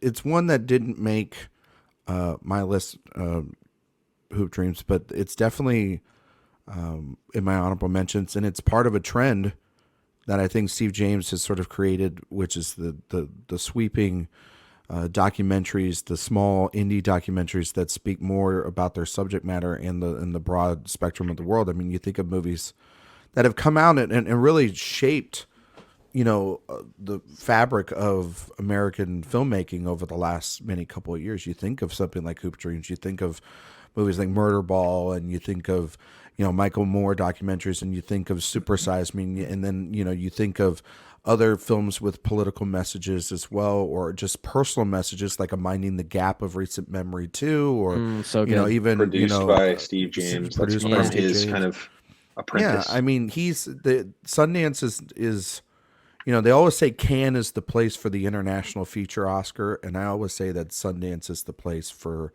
best documentary. You know what I mean? And so, and that's honestly one of, if not the greatest documentary ever made. So to have it as your number one, that's a great choice, my friend. For number one, you know, JD gets on me for his, but Lord and behold, he took my number one earlier, which is Steven Soderbergh's Sex, Lies, and Videotapes. There it is. Again. A movie that Jay and I did cover, part of our Steven Stop Soderbergh betting movie on this series. crossover stuff, because we I'm always just- think alike in some way. I'm just telling you, I watched that movie last year with Jay, and I you know, I think we know Soderbergh to be this guy that's got the flash and panache. You know what I mean? Yeah. He's the Oceans guy. He's the Magic Mike guy. You know what I mean? He's doing all these things with an iPhone. He's doing all these things, you know, on HBO Max. He's getting Matt Damon and Michael Douglas in bed together, you know, for Christ's sake. But before all that, he was like a dude that was just examining the idea of sex, the idea of marriage, intimacy. Videotapes. Videotapes, the internal very concept of videotape. Yeah, the very concept of You're telling me media. this movie's about sex, lies, and videotapes? It's something along those turns lines. But it is also getting these immaculate performance from Andy McDowell and James Spader, who's just an absolute just fire cannon of a performance here. These performances are extraordinary. It's also the fact that you feel as if you're watching someone create a style of movie for the first time ever when you watch Sex, Lies, and Videotape, even nowadays. And then you see the movement that a movie like this sort of builds. We talked a lot about on that show that this movie debuted at Sundance and then it went to Cannes and won the Palme d'Or and beat Do the Right Thing, two films of their era that then signified the future of filmmaking for a long time in terms of directors' visions and what they're trying to say in independent cinema and everything put together.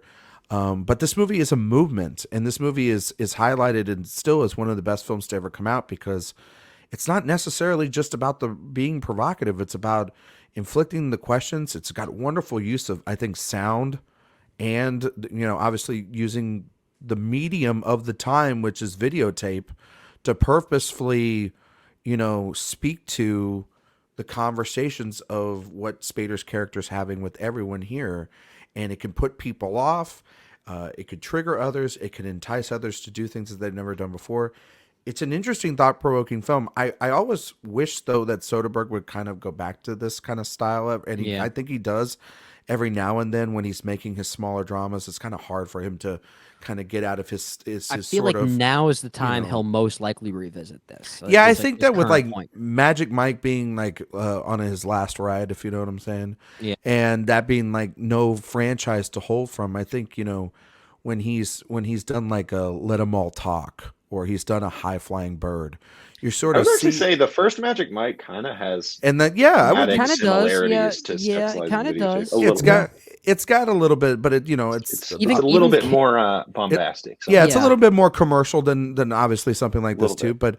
But you see the flashes still of him here, and Steven Soderbergh.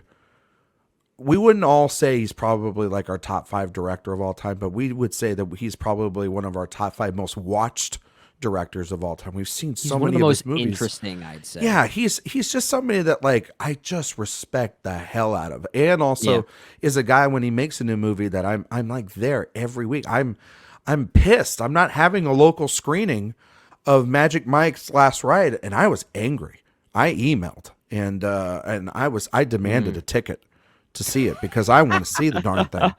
And so we're My going movie, and I need it now. Damn right. I need to see what that last ride entails. Yeah. Okay. And Soderbergh's he's like one of my guys, and I like the guy. And so, yeah, there it is. Sex, Lies, and Videotapes. Done list. In the video. Like, review, subscribe. You know what to do. Yeah, we got more to do yet. We got more to do. Oh, okay. My bad. Didn't mean to jump. We got more to do. And I'm gonna try and be brief with my number one though, because I think it's a movie that it's possible that I'm the only one in this panel that has seen it. I think JD, I think you've seen it, but I'm not sure about you, Ryan and Jay. I'm going to the year 1988 for a foreign language film, and it's a film called Au revoir les enfants. It translates to not beautiful. It translates to Goodbye Children. It's from director Louis Malle, who's a filmmaker. I haven't seen all of his films. In fact, I wouldn't even call myself his biggest fan because I just don't know enough about him. But Au revoir les enfants is a film I saw in college. There was a college class I took about the world of French cinema and how that related to French history. And this one here from 1988 is a very personal tale for Louis Malle. It's sort of an autobiographical tale about his time in boarding school when he was 11 years old and made friends with another boy there who just happened to be a Jewish boy hiding out during World War II. And it's this interesting friendship that forms, and it leads to a conclusion that is one of the most quietly devastating things I've ever seen in a coming of age film like this. And seeing that in college, this was weirdly one of those formative films for me. And normally people in our age, we think of formative films as, early in this conversation, something like an In Bruges, something that has like this energy to it. This movie that's all about direction, all about energy and performance. But here's this very quiet and contemplative film about childhood with a historical backdrop that doesn't really play like a history film.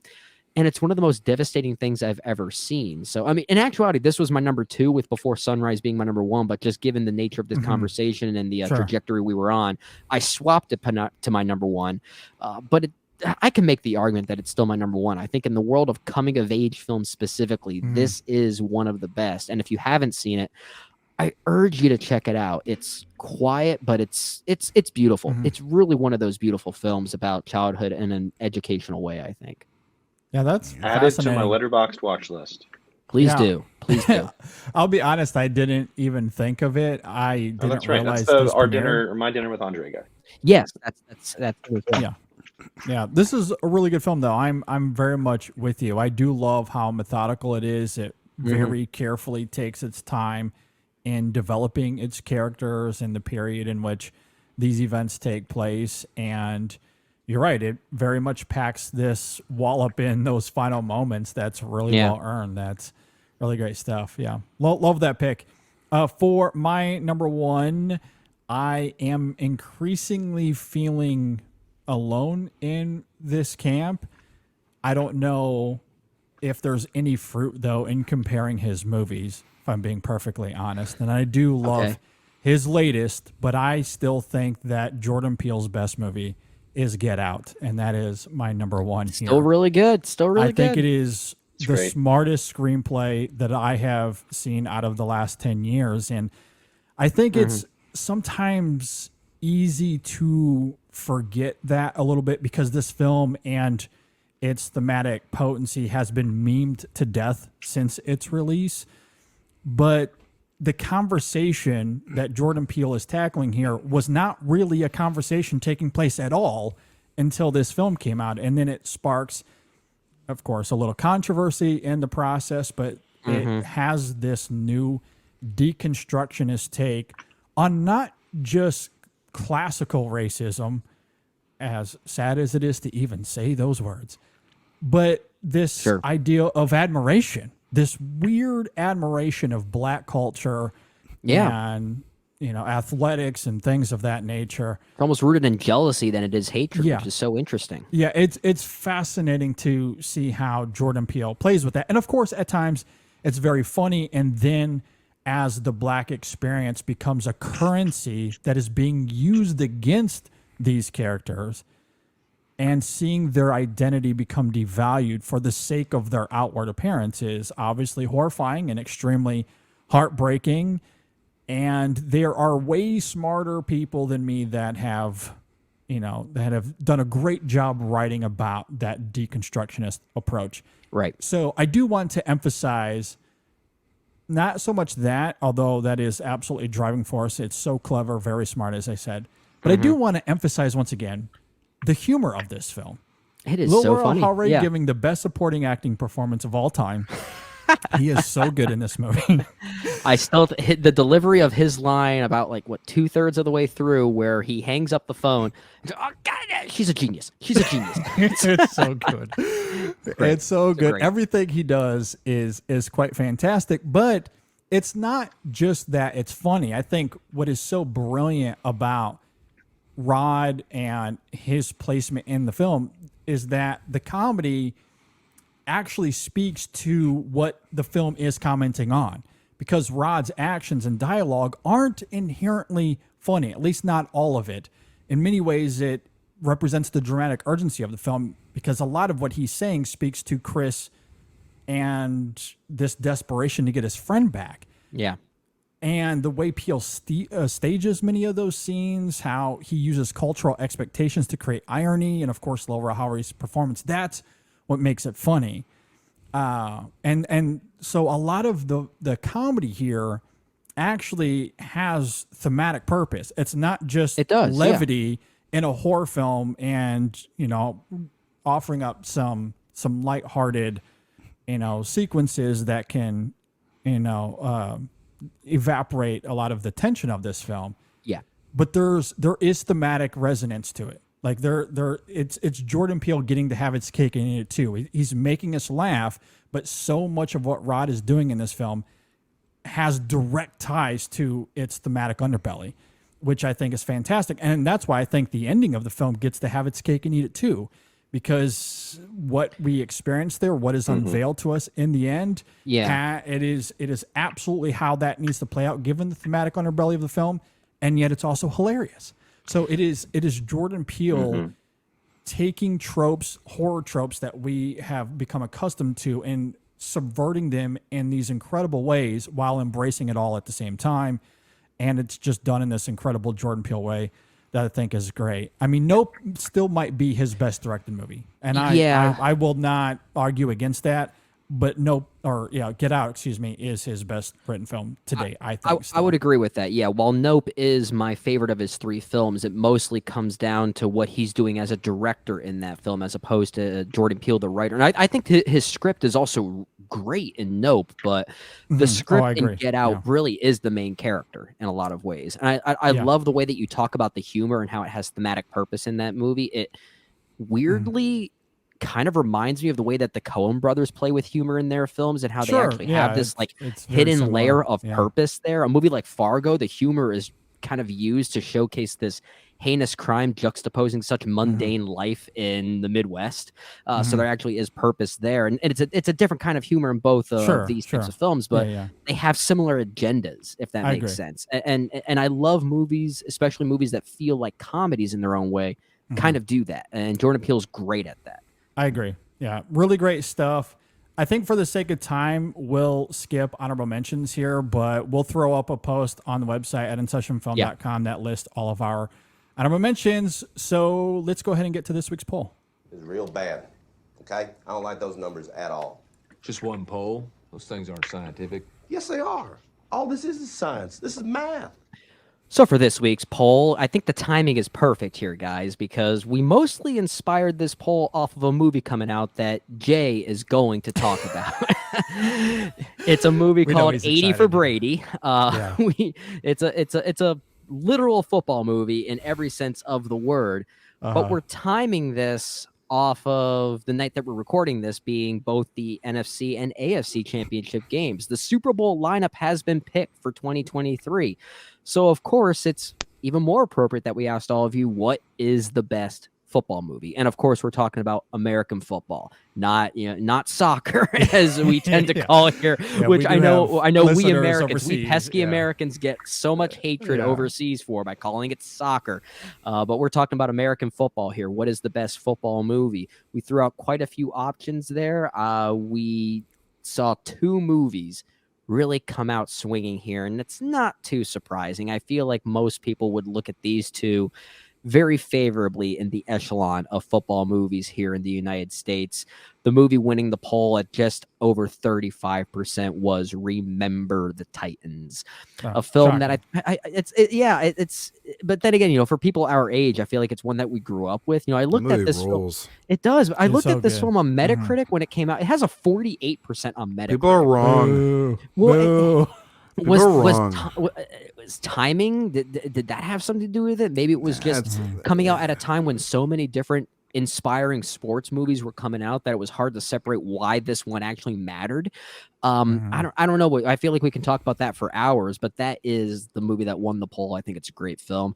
And in second place at just over 23%, I'm looking at this on my phone, Friday Night Lights, the Peter Berg film. So two high school football movies coming in first and second place respectively here for this poll. We did get a few votes here and there, kind of a straight tie for a few of these other ones, including Draft Day, The Waterboy, Rudy, Invincible, Jerry Maguire, Brian Song, Any Given Sunday, but no votes for anything else. I think Jay's a little bit upset that I didn't include The Last Boy Scout on this list. It's the best football movie.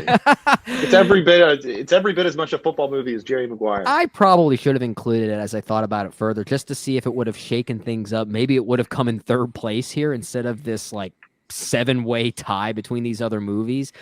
I'm not too surprised by the two films that came out on top. I'm curious what you guys think about these results in the world of football movies specifically. I just want to know, how well did Air Bud Golden Receiver do in the poll? Thank you. Let's go. That's all that we really need to talk about. I include that one? I watched that all the time as a kid. Yeah. I love that movie. It's the superior Air Bud movie. Let's go. Yeah. I'm still kind of partial to the first one, but it's certainly all better than World Pup or whatever came after. Oh that. God! All right, now that was where they were just. That's where he plays. They jumped the shark there. Yeah. No, that's where he plays soccer. Jay and I know, but there's also another one where he plays baseball. He plays baseball. Okay. Yeah. And then there's one where he holds the bat with his teeth. Yeah. And then isn't there one where the puppies go to space? I was always waiting for. You're moving into the Air Buddies here. Yeah, Isn't it still part of the same universe? It is, but they've kind of made it their own thing. I was always waiting. Fast series, the space. Yeah, they really. Wow. Hey, yeah. If Dominic Toretto and his family can go to space, I'm sure a bunch of golden retrievers can. Oh, I was waiting for them to do one on curling, and they never got around to it. So they just started to abandon sports for outer space. I think it was a real disappointment. I think Remember the Titans is a good one. I think the original The Longest Yard is one. North Dallas 40, which wasn't on the poll as well, is another one that I grew up watching a lot, and is really indicative of it's loosely sort of based off the 1970s Dallas Cowboys, which were like some of the wildest things ever. Draft Day being high up there is hilarious. But bad movie right there. That movie makes no goddamn sense. I almost didn't even include it on the poll. Doesn't even obey the laws of physics of like, I want all my number ones and my number twos back or whatever. It's the Browns that we're talking about. Yeah, it's there's no way anybody would trade back to him and be like, you idiots, goodbye, hang up the phone. I think like another one that we grew up in our childhood is Varsity Blues, but one I would also recommend that is on the poll, Brendan, I'm glad you did, is Heaven Can Wait with Warren Beatty. Like It's a very sweet movie. It's his, I believe it's his directorial debut, I think so. or one of his very first directed films, and he's just freaking great in that movie. That But ending is devastating too. I'm not like the biggest fan of like the film version of Friday Night Lights. I think that Really? that movie kind of, that movie kind of like takes its own liberties and whatnot. And I think the TV show is much more indicative, besides like the murder plot in season 2, of Gotcha. what it really goes with, like, sort of more modern day. Maybe that's just shot out of time, but I know that like my dad and I have talked about that Permian team a lot, and it really wasn't as crazy dramatic as people kind of put it out there. But I understand for film purposes you have to heighten things up. But For sure. Remember the Titans is like, I mean, like that was it's the gold any standard. day there was a rainy day at school. Remember the Titans and Hoosiers was played on like a constant loop. So of course. Yeah. Yeah. All right, good stuff. Thanks to everyone that voted on the poll. Really do appreciate that. As far as next week goes, it'll probably be some sort of M. Night Shyamalan theme. I don't know if we've decided it specifically, but it'll be along those lines. I noted in the intro, and we talked about this last week, so the reviews we do will be on their own podcast, separate from what we do here. So, of course, we will have a review for Knock at the Cabin coming soon. We'll try to get one out for Infinity Pool. I know Brendan and I have talked about doing Close, the foreign film that was nominated for an Oscar. We both have seen that film, so we'll try to get one out. I know Netflix released You People. Jay and I have seen it. I don't know if we'll get to a review. It might only take about 5 to 10 minutes, so maybe it's It worth might. doing. Maybe we'll do a 10-minute little sesh on You People. Yeah. At any rate, we'll have some reviews coming out soon. And then on next week's show, like I said, it'll be some sort of M. Night Shyamalan theme. Women in Session, their latest episode is up. You definitely go and check that out. They talk about the great Julianne Moore. So be sure to go and check that out. Of course, you can follow us on social media, Facebook, Twitter, Instagram. Email us InSessionFilm@gmail.com. Leave us those reviews on Apple Podcasts. Yeah. Subscribe on YouTube. And if you want to donate and help out the show, patreon.com/InSessionFilm. With that, fellas, the first episode of the new era comes to a close. We hope everyone had a great time. Let us know what you think. Would love to some hear your feedback. thoughts. Yes. Absolutely. Let us know what you think. And we will see you all next time on the InSession Film Podcast.